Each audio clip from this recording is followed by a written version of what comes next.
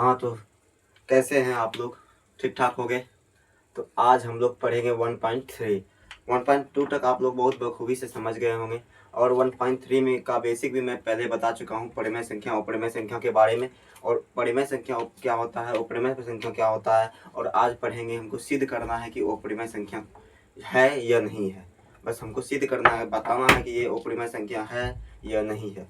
अगर परिमेय संख्या होगा तो परिमेय की संख्या की परिभाषा पर खड़ा उतरेगा, अगर परिमेय संख्या होगा तो परिमेय संख्या की परिभाषा पर खड़ा उतरेगा। तो आप सब इन दोनों का जो परिभाषा हम बताए थे ध्यान में रखिएगा। तो हम आते हैं चैप्टर पे, फिर बताते हैं कुछ और एक बेसिक जो कि इस चैप्टर में आपको जरूरत पड़ेगा, जो नोट में हम लिखा देंगे, तो आप लोग लिख लीजिएगा।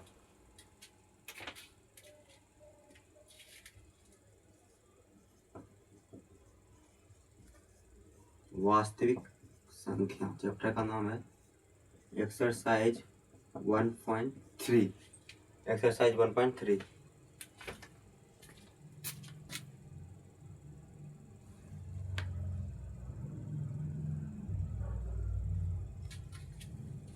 एक्सरसाइज 1.3।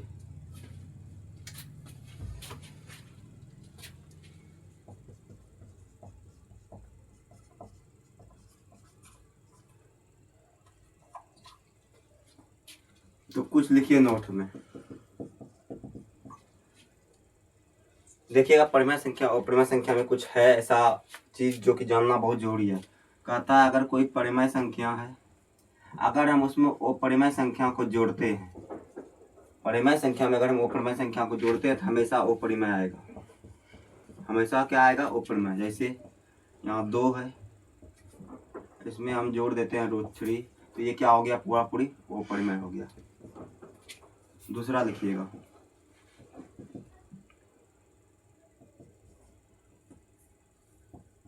अगर परिमेय संख्या में अपरिमेय घटाते हैं तो हमेशा क्या आएगा? अपरिमेय आएगा। हमेशा क्या आएगा? अपरिमेय। जैसे 2 में √3 घटाएं, क्या आ गया? 2√2 माइनस √3। तीसरा आते हैं, परिमेय संख्या में अगर गुना करेंगे अपरिमेय तो हमेशा क्या आएगा? अपरिमेय आएगा। हमेशा अपरिमेय आएगा। अपरिमेय आएगा। जैसे 5 लेते हैं, परिमेय 5 है, और उसमें गुना करते हैं कौन जी? √3 से या √5 से, तो 5√5 क्या होता है? अपरिमेय संख्या होता है। एक परिमेय है, एक अपरिमेय है, अगर उसका गुना करेंगे तो हमेशा क्या आएगा? अपरिमेय आएगा। चौथा है, परिमेय संख्या में अगर भाग देंगे अपरिमेय से,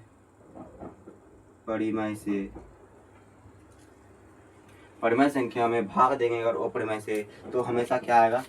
अपरिमेय आएगा। चाहे उल्टा के कैसे भी भाग दीजिए, से मतलब या अपरिमेय परिमेय से भाग देंगे तो हमेशा अपरिमेय आएगा। ये आगे पीछे कर सकते हैं, अपरिमेय माइनस परिमेय भी कर सकते हैं, हमेशा अपरिमेय आएगा। जैसे भाग देते हैं 5 में, भाग देंगे √5 से, क्या आएगा? 5 भागा √5, मतलब काट के क्या आएगा? √5। मतलब क्या है? ओके। अब देखिए, अगर हम अपरिमेय में भी परिमेय जोड़ेंगे, अगर हम अपरिमेय में भी परिमेय जोड़ेंगे तो क्या आएगा? अपरिमेय आएगा। मतलब परिमेय और अपरिमेय संख्या, अगर एक परिमेय रहे एक अपरिमेय रहे, चाहे उसको किसी भी सीरीज में जोड़े, आगे पीछे करके भी जोड़े, तो हमेशा क्या आएगा? अपरिमेय आएगा। ऐसे अपरिमेय आगे कर देंगे, परिमेय पीछे कर देंगे, फिर भी जाएंगे तो √3 + 2 भी क्या है? अपरिमेय होगा। तो परिमेय और अपरिमेय संख्या का योग अपरिमेय होता है। परिमेय और अपरिमेय संख्या का अंतर अपरिमेय होता है। परिमेय संख्या और अपरिमेय संख्या का गुना अपरिमेय होता है। परिमेय संख्या अपरिमेय संख्या का भाग अपरिमेय होता है। चाहे अप डाउन करके रखिए, आगे पीछे करके लिखिए, उससे कोई दिक्कत नहीं है। मतलब या तो आगे परिमेय लिखिए या अपरिमेय लिखिए। एक परिमेय है एक अपरिमेय है, तो उसका प्लस माइनस गुना भाग सब क्या होगा? सब अपरिमेय होगा। मतलब एक परिमेय है एक अपरिमेय है, तो उसका प्लस माइनस जोड़ घटाव गुना भाग सब क्या होगा? अपरिमेय आएगा। और अपरिमेय संख्या गुना अपरिमेय संख्या तो अपरिमेय संख्या होगा। अब मतलब ये नहीं, अपरिमेय संख्या गुना अपरिमेय संख्या नहीं है, ये फिक्स नहीं है, इसका कोई रूल नहीं। इसका रूल है, परिमेय संख्या गुना परिमेय संख्या हमेशा परिमेय संख्या होता है। लेकिन जैसे अपरिमेय संख्या गुना अपरिमेय संख्या आपका है, जैसे √5 गुना √5, तो ये फिक्स नहीं है कि अपरिमेय ही होगा। ये कैलकुलेशन के आधार पर, वैसे ये 5 हो जाता है तो ये परिमेय हो गया। लेकिन यहाँ लिखते हैं √5 गुना √3, ये क्या हो गया? अपरिमेय हो गया। तो ये हमारे कैलकुलेशन पे डिपेंड करेगा। लेकिन हाँ, जब भी एक परिमेय रहेगा एक उपरिमेय रहेगा तो हमेशा क्या आएगा, उपरिमेय आएगा। एक परिमेय रहेगा एक उपरिमेय तो हमेशा उपरिमेय, एक परिमेय एक उपरिमेय तो हमेशा क्या आएगा, उपरिमेय। एक परिमेय एक उपरिमेय तो हमेशा क्या आएगा, उपरिमेय। ये ध्यान में रखिएगा। अब आते हैं आगे क्वेश्चन पे।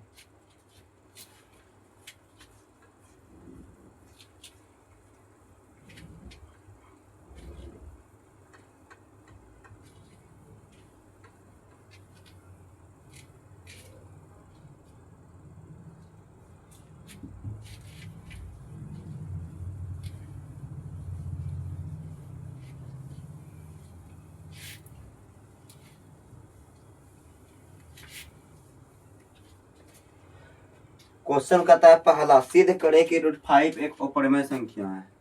सिद्ध करे कि √5 √5 एक अपरिमेय संख्या है। यही हमको कह रहा है, क्या करने, सिद्ध करने कि √5 जो है ना एक अपरिमेय संख्या है। तो कैसे सिद्ध करेंगे, सबसे पहले हम याद करेंगे परिमेय संख्या अपरिमेय की संख्या की परिभाषा। परिमेय संख्या क्या कहता है, परिमेय संख्या जिसे p/q के रूप में लिख सकते हैं। q नॉट इक्वल टू 0 होना चाहिए, मतलब q 0 के बराबर नहीं होना चाहिए।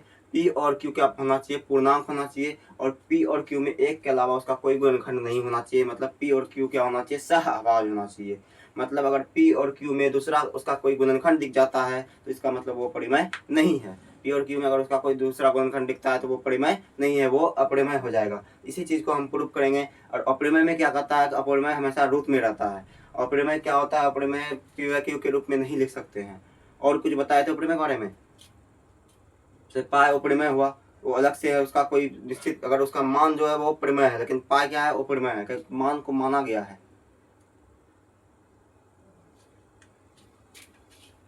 वैसी संख्या जिसका वर्गमूल पूर्ण रूप से नहीं निकाल सकते क्या है, अपरिमेय है।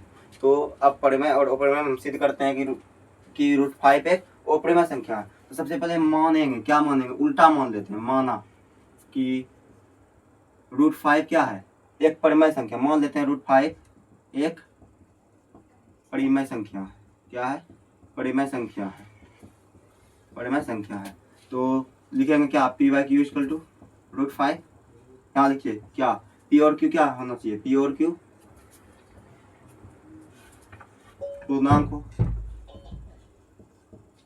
q not equal to 0।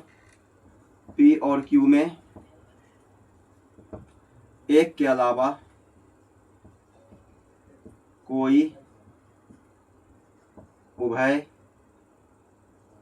निष्ठ गुणनखंड ना हो। मतलब परिमेय संख्या का परिभाषा लिख दिए। मतलब क्या हो, सहअभाज्य हो।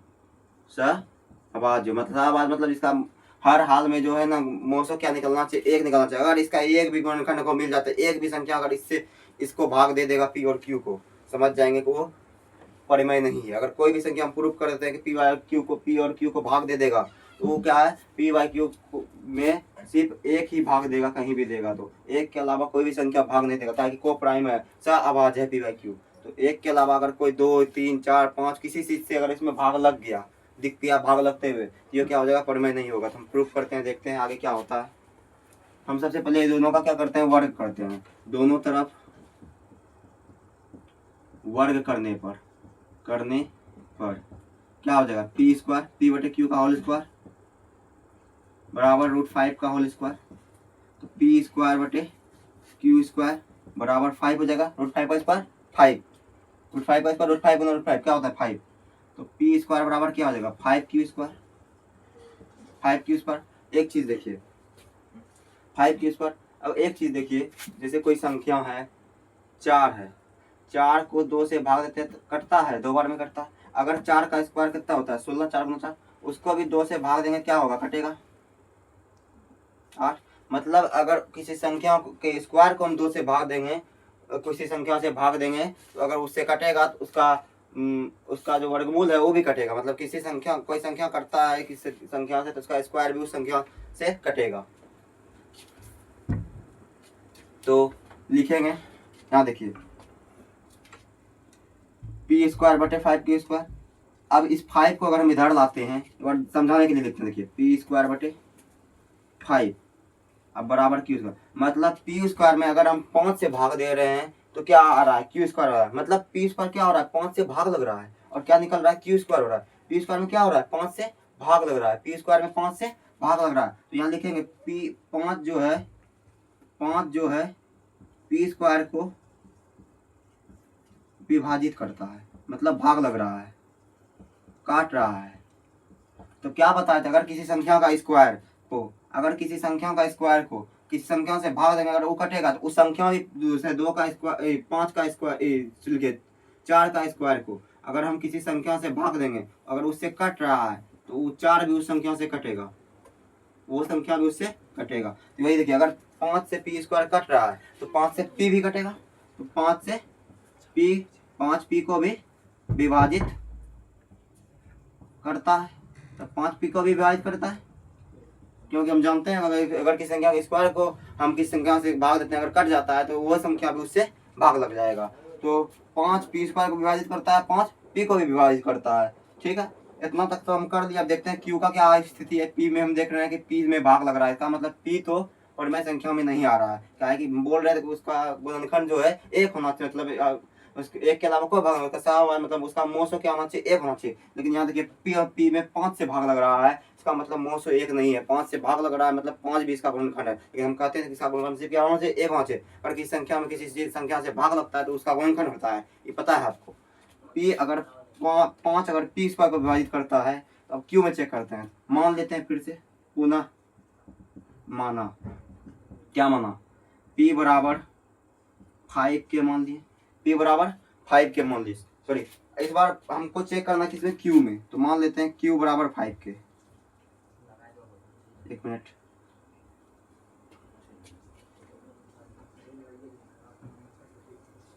पी बराबर 5 के मानते हैं, पी बराबर 5 के।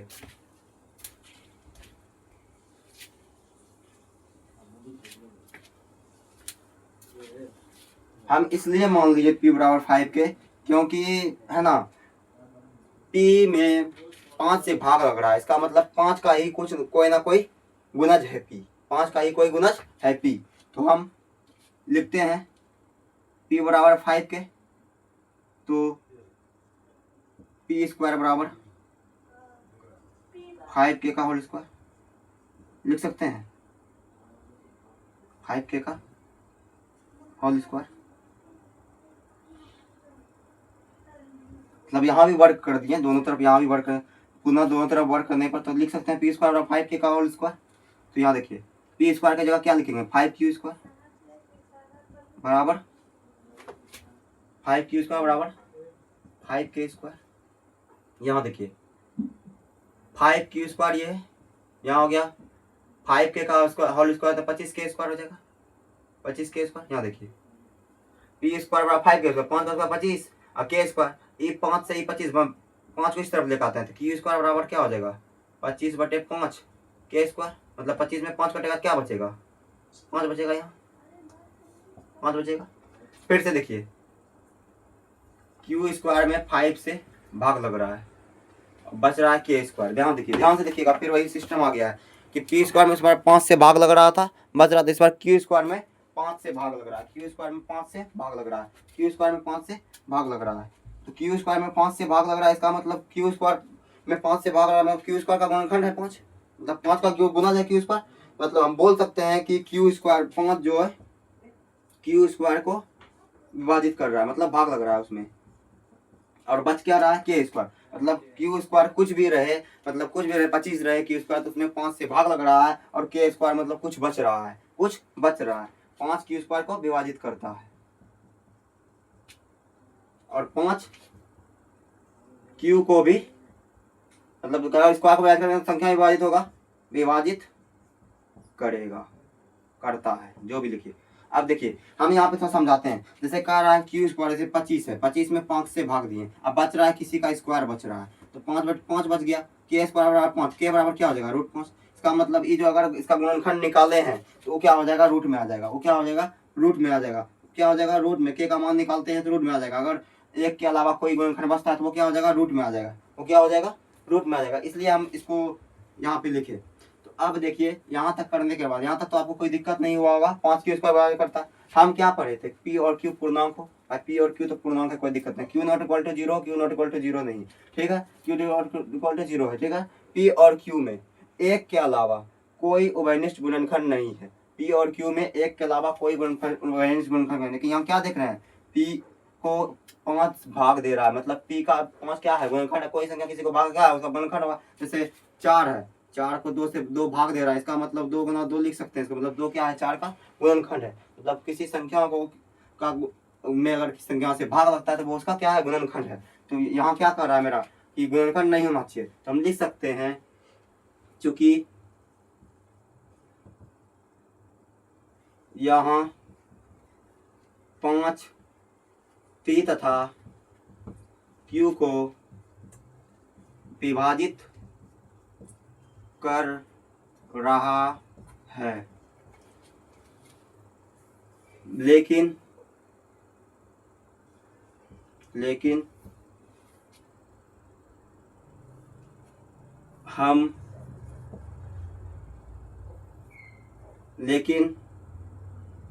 विरोधाभास तथ्य, मतलब ऊपर वाला तत्व विरोधाभास तथ्य के अनुसार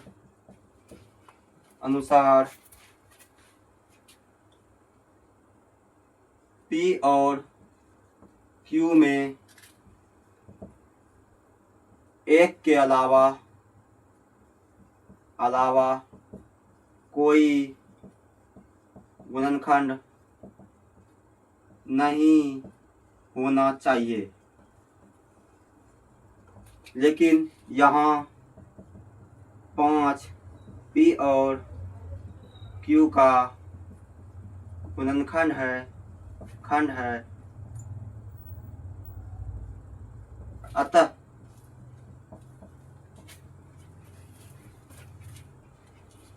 √5 एक अपरिमेय संख्या है।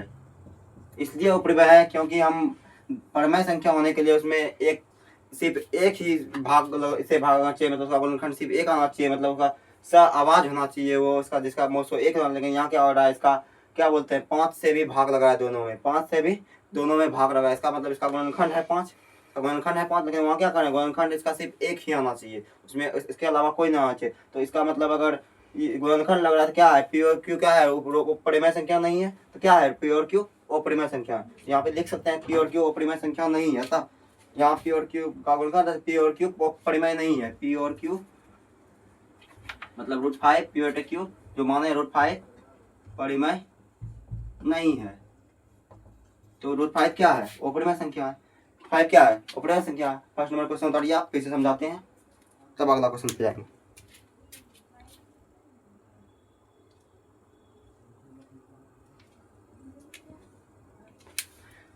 देखिए बताइए, सिद्ध करें कि √5 मान लेते हैं √5 क्या परिमेय है, मान लेते हैं सिद्ध करना हो परिमेय, मान लेते हैं परिमेय है, तो फिर हम प्रूफ करके दिखाएंगे परिमेय जो कहता है इसमें हो रहा है कि नहीं। हम प्रूफ किए, पी बटे क्यू 5 मान दोनों तरफ क्या किया, इसका स्क्वायर किए, पी स्क्वायर बटे क्यू स्क्वायर 5 आया, यहाँ पी स्क्वायर 5 क्यू स्क्वायर आया, तो पी स्क्वायर बटे 5 मतलब 5 पी स्क्वायर को भाग देने का, अगर 5 पी स्क्वायर को भाग दे इसका मतलब 5 क्या है, इसको भाग दे रहा है, इसका गुणनखंड है। और हम क्या जानते थे, इसका गुणनखंड नहीं हो सकता है कोई, एक के अलावा कोई गुणनखंड नहीं होना चाहिए, एक के अलावा कोई गुण, यहाँ क्या हो रहा है, 5 इसका गुणनखंड हो रहा है। फिर मानते हैं पी बराबर 5 का गुणनखंड, पी बराबर 5 मानते हैं, कहा कि पी 5 में भाग रहा है, तो मान सकते हैं पी बराबर 5 का एक कुछ किया मतलब कुछ भी हो सकता है, 5 गुना 2 3 4 5 कुछ भी। तो मान लेते हैं पी स्क्वायर, तो पी की जगह क्या रख दिए, पी की जगह क्या है 5 क्यू स्क्वायर, तो मान 5 क्यू स्क्वायर रख दिए यहाँ पे, पी की जगह 5 क्यू स्क्वायर, तो क्यू इसको यहाँ लिख दीजिए, समीकरण फर्स्ट लिख दे सकते हैं। तो 5 क्यू स्क्वायर कहाँ से, समीकरण फर्स्ट से।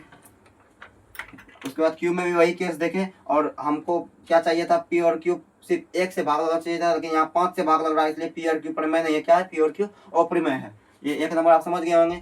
उसके बाद आते हैं दूसरा क्वेश्चन पे। दूसरा क्वेश्चन है आपका, सिद्ध करें कि √3 एक सिद्ध करें कि 3 + √5 एक अपरिमेय संख्या है। हम दूसरा क्वेश्चन पे आ जाते हैं। क्या है दूसरा क्वेश्चन, सिद्ध करें कि 3 + √5 क्या, 3 + √5 3 + 2 √5 2 √5 एक क्या होना चाहिए, अपरिमेय होना चाहिए।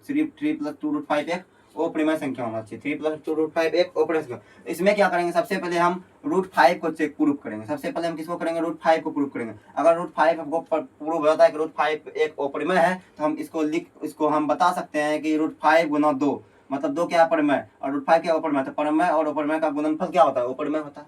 फिर ये अपरिमेय हो जाएगा तो फिर लिखेंगे परिमेय और अपरिमेय का योग क्या होता है, अपरिमेय होता है। और ये पूरा प्रूफ हो जाएगा। सबसे पहले हम √5 को प्रूफ कर दिए, इतना तक करना होगा आपको। फिर से √5 को प्रूफ किए, फिर से हम इसको पहले √5 प्रूफ कीजिए।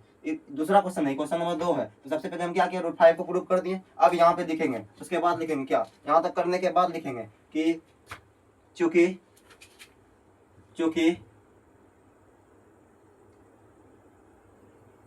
तो √5 में 2 परिमेय है और √5 अपरिमेय है परिमेय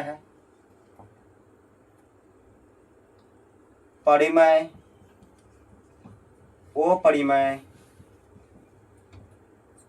का गुणनफल बताए थे आपको शुरू में, हमेशा क्या होगा, अपरिमेय होगा संख्या होगा। तो 2√5 क्या हो गया, 2√5 अपरिमेय संख्या हो गया है। अब क्या है, 3 प्लस 2√5 चूंकि 2√5 एक अपरिमेय है ये भी तो बताए हैं। और 3 क्या है, परिमेय है। हम क्या जानते हैं, परिमेय प्लस अपरिमेय बराबर हमेशा क्या होता है, अपरिमेय होता है। लिखिएगा, अतः 3 प्लस 2√5 एक अपरिमेय संख्या है। यहाँ तक प्रूफ। हम आपको शुरू में बता देते कि परिमेय और अपरिमेय का योग क्या होगा, हरदम अपरिमेय होगा। परिमेय और अपरिमेय का गुणनफल हमेशा अपरिमेय होगा। परिमेय और अपरिमेय संख्या का भाग हमेशा अपरिमेय होगा।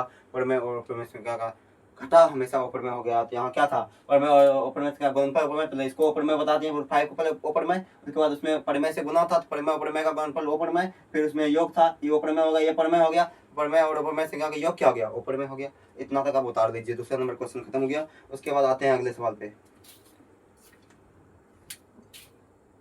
क्वेश्चन पे। तो सबसे पहले हम देखते हैं इसके जैसा और कोई क्वेश्चन है, एक क्वेश्चन और है, सिद्ध कीजिए कि निम्नलिखित संख्या अपरिमेय है। तीसरा नंबर क्वेश्चन है। तीसरा नंबर क्वेश्चन का था सिद्ध कीजिए कि निम्नलिखित संख्या अपरिमेय है। जिसमें क्या है, पहला क्वेश्चन 1/√2, दूसरा क्वेश्चन है 7√5, तीसरा क्वेश्चन है 6√2। हम 7√5 वाला एक बार देख लेते हैं, क्योंकि हम √5 तुरंत प्रूफ किए हैं और सिर्फ 7 है उसमें, तो हम यहाँ √5 प्रूफ करके हम परिमेय और अपरिमेय का गुणनफल बता देंगे अपरिमेय। तो यहाँ पे क्वेश्चन थोड़ा बदलते हैं। क्वेश्चन नंबर 3 का क्या है, दूसरा नंबर, पहले दूसरा नंबर बताते हैं तब पहला से बताएंगे 3 का।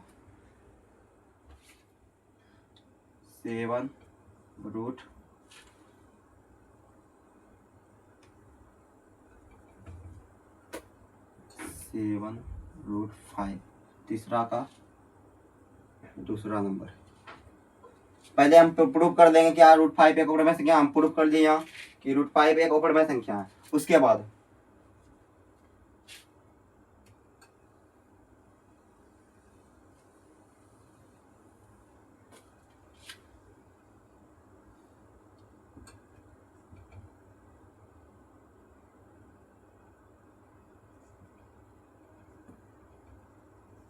देखिए, मान लेते हैं √5 एक अपरिमेय संख्या बता दिया, यहाँ से आपको बता दिया कैसे प्रूफ करना है। √5 प्रूफ कर दिया क्या है, एक अपरिमेय संख्या है। उसके बाद लिखे हम, आता √5 एक अपरिमेय संख्या है, लेकिन यहाँ क्या है, इसमें 7 गुना, और हम क्या जानते हैं, परिमेय एक है अपरिमेय, एक है परिमेय, ये परिमेय ये अपरिमेय। और हम पहले बताए थे परिमेय और अपरिमेय का गुणनफल क्या होता है, अपरिमेय। तो यहाँ 7 क्या है, परिमेय है, और √5 क्या है, अपरिमेय। हम जानते हैं परिमेय अपरिमेय का गुणनफल क्या होता है, हमेशा अपरिमेय संख्या होता है। तो प्रूफ हो गया। अब आते हैं अगले क्वेश्चन पे। 3 का पहला और 3 का तीसरा एक साथ ही बन जाएगा, एक ही क्वेश्चन से √2 से प्रूफ करेंगे। 3 का पहला और 3 का पहला पे आते हैं।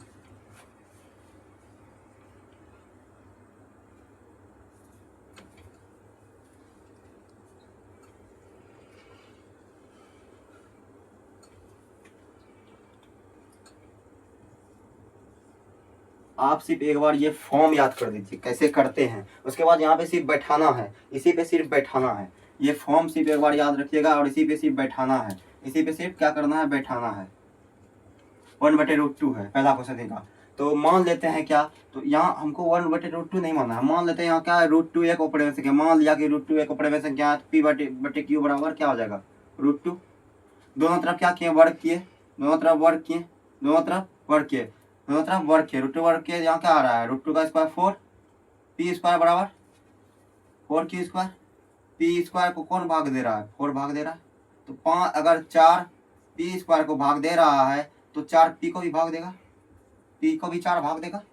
अगर 4 p² सॉरी यहाँ 2 हो जाएगा, √2 का स्क्वायर 2, तो 2 अगर p को भाग दे रहा है, p² को भाग दे रहा है तो 2p को भी भाग देगा, हाँ एकदम देगा। यहाँ 2p² को भाग दे रहा है, लेकिन हम क्या पढ़े थे, p और q में एक के अलावा को गुणनखंड ना होना चाहिए, तो यहाँ विरोध कर रहा है। और यहाँ देखिए 2p² को भाग दे रहा है तो 2p को भी भाग देगा, 2p को भाग, हम कहाँ तक बनाए, 2p² को भाग दे रहा है 2p को भी भाग देगा। पुनः मान लेते हैं p बराबर 2 के, मतलब इसी पे सिर्फ बैठा के बनाना है, इसलिए हम बैठाने आपको सिखा रहे हैं। एक बार फॉर्म याद रहेगा, कोई भी देगा बनाने के लिए बता दे, √7 बनाना है, √13 बनाना है, कुछ भी दे दे आपको बना सकते हैं। इतना भी अभाज्य संख्या अंदर में होगा तो कुछ भी बना सकते हैं जो कि नहीं कटे। p/√2, तो देखिए यहाँ p² बराबर 2 का स्क्वायर, या क्या हो जाएगा 4k², q² बराबर क्या हो जाएगा 4k², और यहाँ क्या हो जाएगा, इसके जगह क्या लिखेंगे 2q², p² बराबर क्या है 2q², और 4k² समीकरण फर्स्ट में क्या है, p² बराबर 2q², 2 लिखे, यहाँ 4k² है तो 2 से 4k कटेगा, क्या बचेगा 2 बचेगा, q² 2k², तो q² में किससे भाग लग रहा है, 2 से भाग लग रहा है, सिर्फ फॉर्म पे बैठा रहे हैं, q² में 2 से भाग लग रहा है तो 2 q² को विभाजित करता है तो 2 q को भी विभाजित करेगा।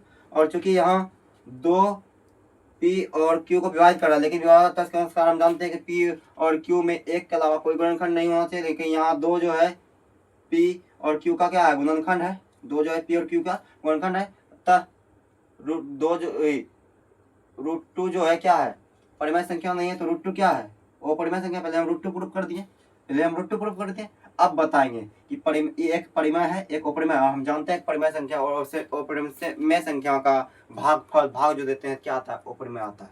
परिमेय संख्या और अपरिमेय संख्या का भाग जो होता है क्या होता है, अपरिमेय होता है। तो हम लिख देंगे कि चूंकि, लिखिए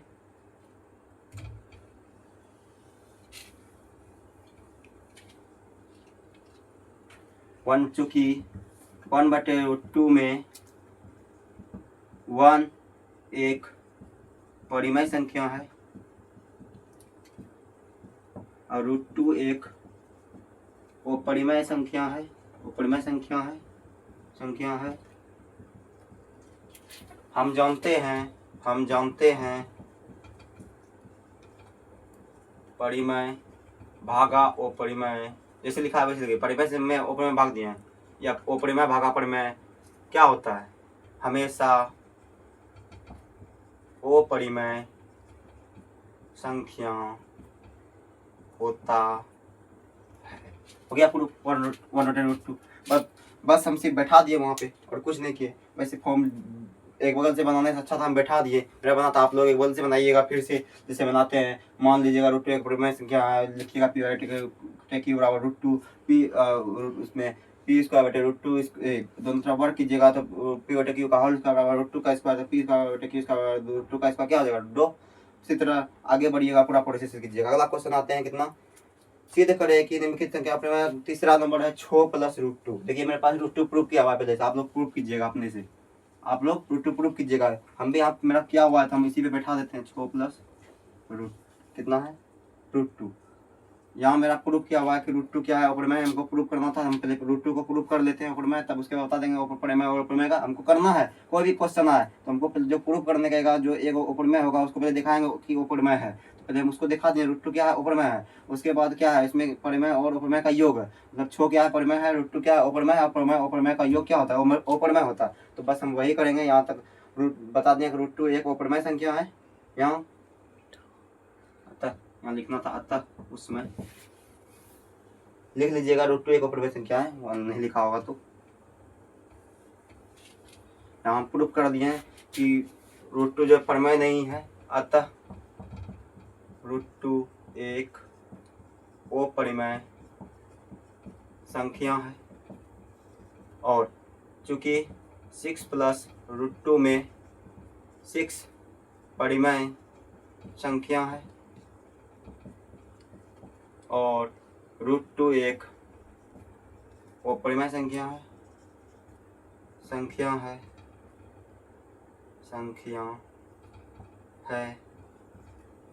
हम जानते हैं क्या परिमेय प्लस अपरिमेय बराबर क्या होता है? अपरिमेय होता है मतलब परिमेय अपरिमेय का योगफल क्या होता है? अपरिमेय होता है। परिमेय प्लस अपरिमेय, परिमेय और अपरिमेय का योगफल अपरिमेय होता है। 6 प्लस √2 एक अपरिमेय है। ऐसे भी लिख सकते हैं। यहाँ पे अगर इतना प्रूफ करने के बाद अभी यहाँ √2 लिख दीजिएगा कि √2 एक अपरिमेय संख्या। अगर डायरेक्ट ये लिख सकते हैं इतना छोड़ के, अतः 6 प्लस √2 अपरिमेय है और यहाँ लिख दीजिए परिमेय तथा अपरिमेय का योगफल अपरिमेय होता है। ऐसे भी लिख सकते हैं। तो यहाँ तक लिखिए, बीच वाला लिखिए नहीं लिखिए कोई दिक्कत नहीं, ऐसे भी आप बना सकते हैं, कोई दिक्कत नहीं। से अच्छा है, जैसे बताए हैं वैसे बनाइए। देखिए यहाँ तक आपको समझ में आ गया होगा बहुत अच्छे से। और एक दो बार रिवीजन कीजिएगा, उसके बाद ये पूरी तरीका से फॉर्म याद हो जाएगा। बस इसी पे बैठा के √7 हो, √5 हो, कुछ भी हो आप बना लीजिएगा। कुछ भी होगा आप बना लीजिएगा। वैसे हम बोलते हैं आप √7 बना लीजिए, √13 बना लीजिए, √15 बना लीजिए। √15 में क्या कीजिएगा, क्या है √5 है, √3 है, डायरेक्ट √15 बनाइएगा, कोई दिक्कत नहीं है। और रूट अगर आपको दे देगा कि 75, क्या कीजिएगा इसमें लिखिएगा 25 गुना 3, 25 से 5 बार हो जाएगा 5√3। पहले √3 दिखाइएगा, उसके बाद लिख दिया परिमेय अपरिमेय का गुणनफल क्या होता है? अपरिमेय होता है। उसके बाद इसी को लिख दीजिएगा, तो 5√3 मतलब √75 एक अपरिमेय संख्या है। तो ऐसे प्रूव कर सकते हैं आप। आज 1.3 जो एक्सरसाइज आपका खत्म हुआ। अगले दिन हम बताते हैं आपको एक्सरसाइज 1.4। आज भर इतना ही, ठीक है।